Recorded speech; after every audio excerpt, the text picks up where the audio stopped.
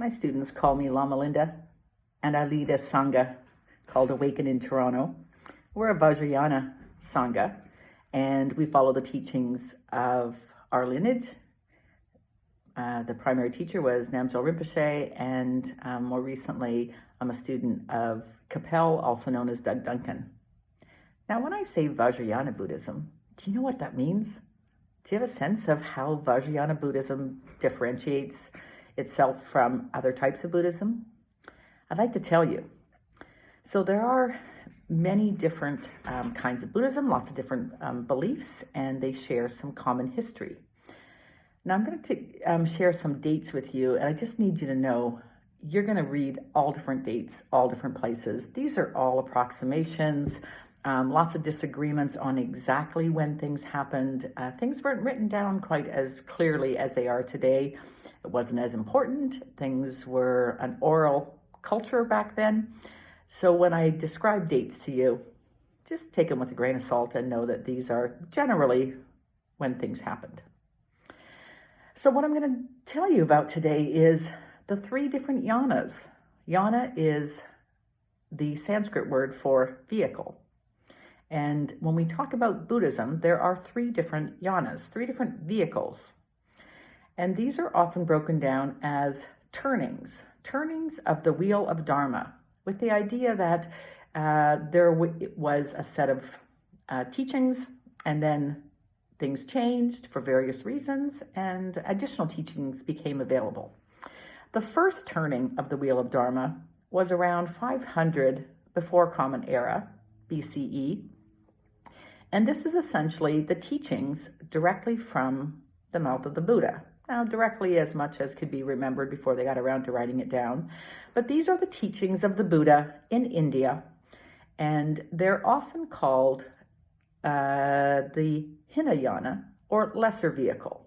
Now, this name wasn't given initially because, of course, when there's only one vehicle, it's not named. It's only named afterwards.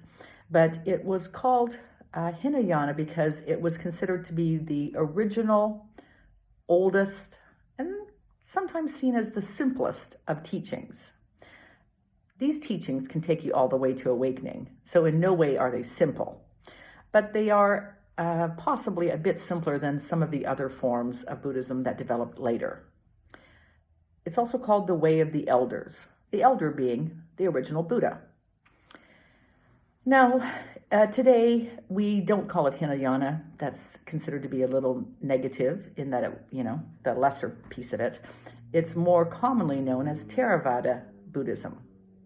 Theravada Buddhism is still practiced today in many countries.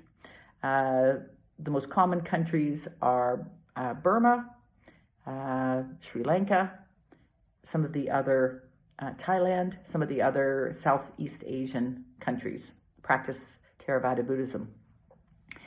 And the primary teachings of Theravada Buddhism are the Four Noble Truths and the Eightfold Noble Path. And these were taught in the Pali Canon, and they were described by the Buddha, and they formed the basis of a lot of the original Buddhist practices, many of which you know today. Many of these practices center around mindfulness, and these form the core of the mindfulness practices that Jon Kabat-Zinn developed and popularized, and are still very much the core of Buddhism. And if you practice mindfulness Buddhism, if you practice mindfulness, you'll know that they're based on Theravada Buddhism, and they are very applicable to everyday life today. I trained with Jon Kabat-Zinn in the 90s, and am really appreciative for the way that he was able to merge the ancient Buddhist teachings with everyday life in North America, and made it very accessible for so many people. Several hundred years later, somewhere around 200 BCE, there was a second turning of the Wheel of Dharma. And the wheels often happen when Buddhism changes countries. So in this case, Buddhism moved from India and changed and moved over to China as well as Japan. And when it changes countries, it merges and blends with the local spirituality, the local religions that are in that region, and a new hybrid is formed. This second turning of the wheel is known as Mahayana. And it was the creation of Mahayana that led to the name Hinayana. But in general, we speak about Mahayana and Theravada as the two earlier types of Buddhism. This Mahayana means greater vehicle, and it's more about not greater in terms of any more power, but it is a later form of teachings, and it involves a larger number of practices that were added. The two main forms that were added, the two main concepts that were added to Mahayana to make it such were the ideas of emptiness and compassion. So emptiness is the idea of no self and balancing no self with form. And understandings of emptiness are very much about seeing how there is absolute reality, and that is the awakened mind, that is pure consciousness. Absolute reality is formless. It is beyond the individual ego. It is beyond time and space, and it is spacious, open, and empty. Not nothing, not nihilistically nothing, but empty. And this is contrasted to the study of relative reality, which is mundane, everyday life. It is life here on earth. It is the life of the ego, very much about ego and family and personal pursuits and money and form, the body. And the study of emptiness is very much about the study of forming and emptying. The second concept that was added to Mahayana Buddhism is that of compassion. And we know compassion mostly as it's applied through the Bodhisattva vow. The Bodhisattva vow is an aspirational vow that speaks to the motivation for awakening. Theravada Buddhism also has an aspiration to awaken, recognizing that if one awakens, everyone around, humans and non-humans, will benefit. But the Bodhisattva vow has a special motivation that focuses on other than self. And the Bodhisattva vow you may recognize as, I aspire to awaken quickly for the sake of all sentient beings. And this vow has a profound motivational impact on encouraging compassion, not just towards oneself, although it does begin there and include the self. The self is not left out of compassion, but it expands and goes out and includes everything, everyone, all. It includes humans and non-humans across all time and space. And this is a profound aspiration if one considers what this means, compassion in such a way.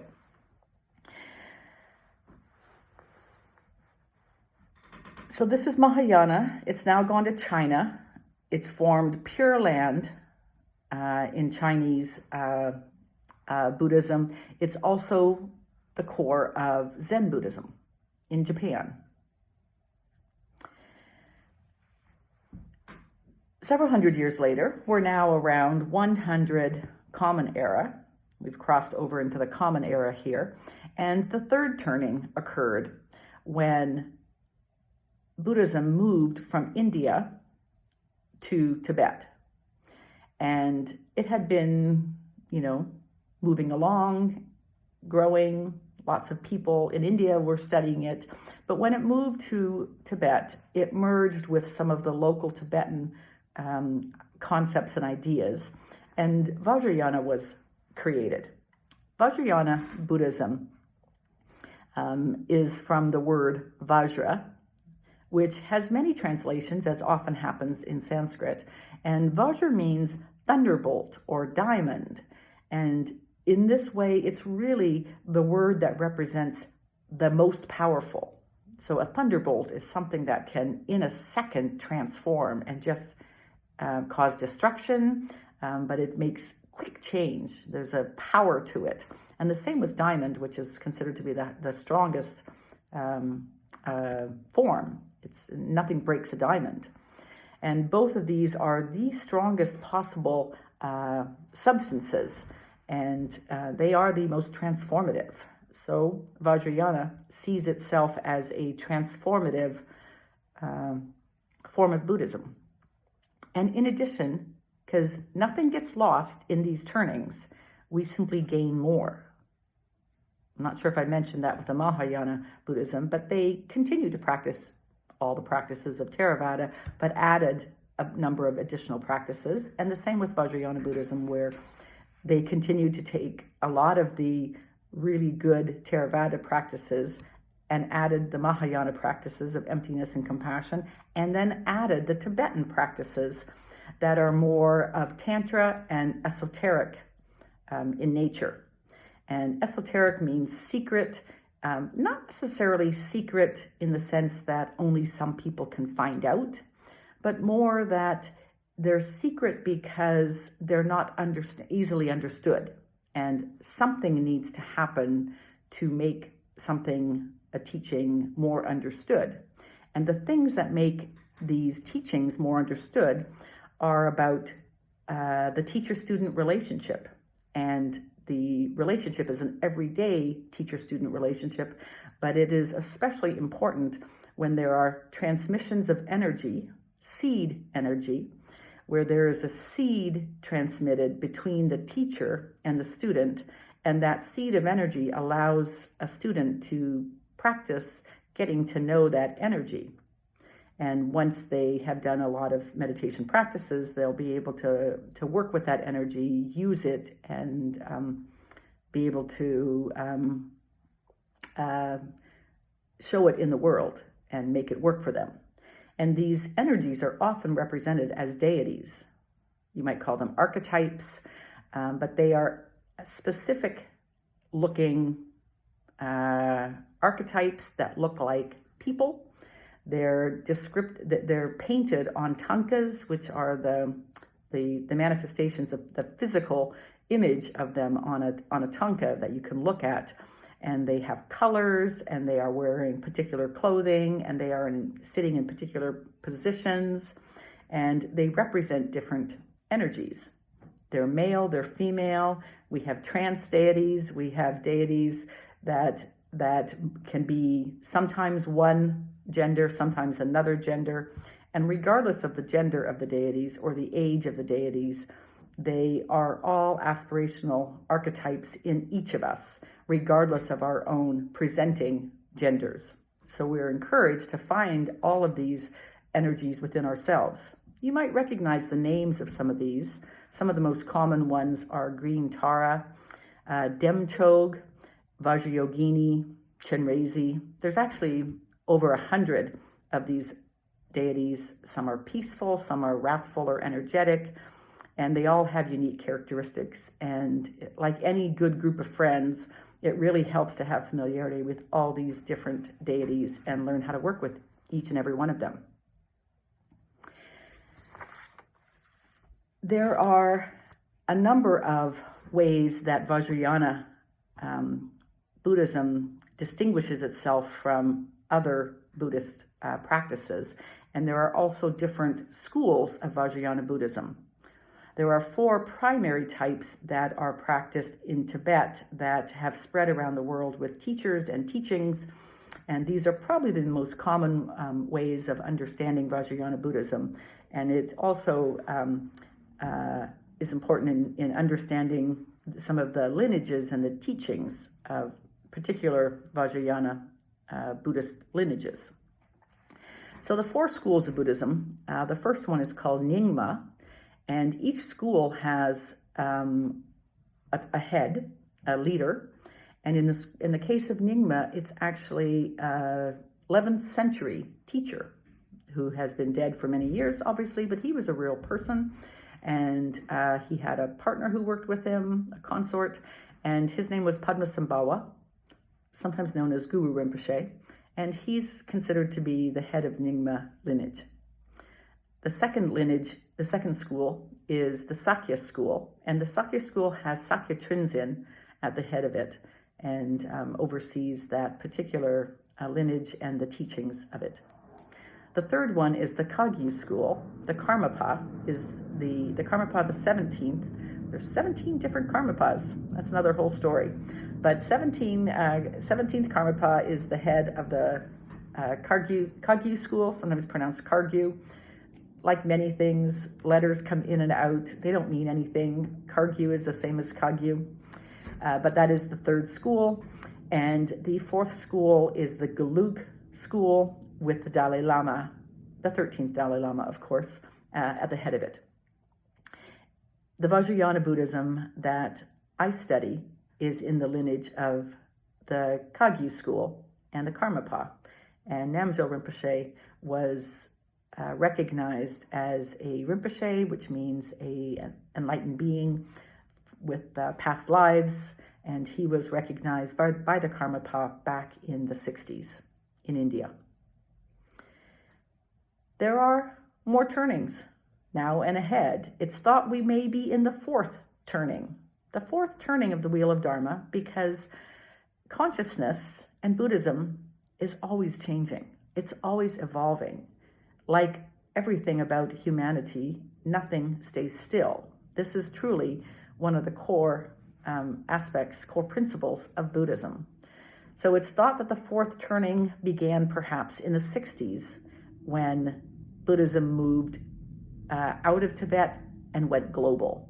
And many of the Buddhist teachers fled as a result of the Chinese invasion. And many of these great teachers came to North America. There are all three kinds of Buddhism that traveled, not just Tibetan or Vajrayana Buddhism, but all of the types of Buddhism basically arrived in North America around the same time. And they all continue to be quite popular and very good paths to study if one wants to lessen suffering and lead to awakening.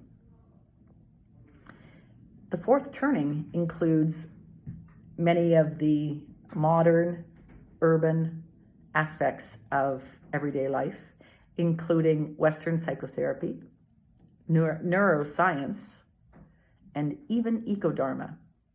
And all of these are working with, blending, advancing, and helping Buddhism evolve and stay relevant, because the human consciousness is limitless, and it is a collection, essentially, of all that is. And together, if we all do our part, we can continue to allow consciousness to evolve and take us to new places.